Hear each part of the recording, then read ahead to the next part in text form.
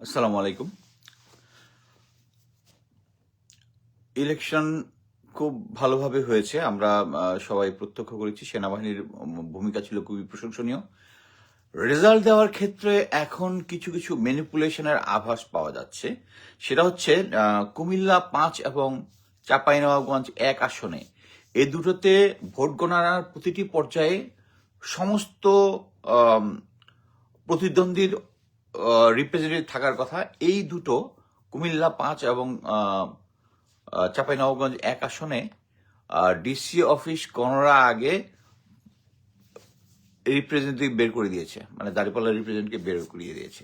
So আমি সেনাবাহিনীকে এবং যে সমস্ত জায়গায় আর্মি, নেভি, এয়ারফোর্স যেখানেই দায়িত্ববোধ আছেন তারাই সবাইকে এই শেষ মুহূর্তে এসে এই জিনিসটা একটু এনশিওর করার চেষ্টা করবো, জন্য অনুরোধ করছি যে তারা কেউই যেন কোনো পর্যায়ে এই ভোট গণনার পর্যায়ে কোনো রিপ্রেজেন্টেটিভ, কোনো দলের রিপ্রেজেন্টেটিভকে যেন বের করে না দেয়, এটা আপনারা একটু এনশিওর করুন। স্পেশালি আমি অনুরোধ করছি কুমিল্লা ৫ এবং চাঁপাইনবাবগঞ্জ ১ আসনের।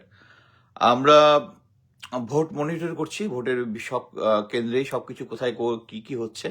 সো এই দুটো জায়গা থেকে ইনস্ট্যান্ট রিপোর্ট পাওয়া গেছে। প্লিজ আপনারা আইন শৃঙ্খলা বাহিনী, স্পেশালি সেনাবাহিনী, তারাই বেশি সবচেয়ে এঙ্গেজ ছিল প্রতিটা জায়গাতে। সবাইকে অনুরোধ করতেছি যে আপনারা এই জিনিসটা এনশিওর করেন যেন শেষ পর্যন্ত ভোট ঘোষণার আগ পর্যন্ত, মানে কে জয়যুক্ত তা ঘোষণার আগ পর্যন্ত আপনারা যেন যে তীরে এসে যেন কেউ তৈরি নন ডোয়ান।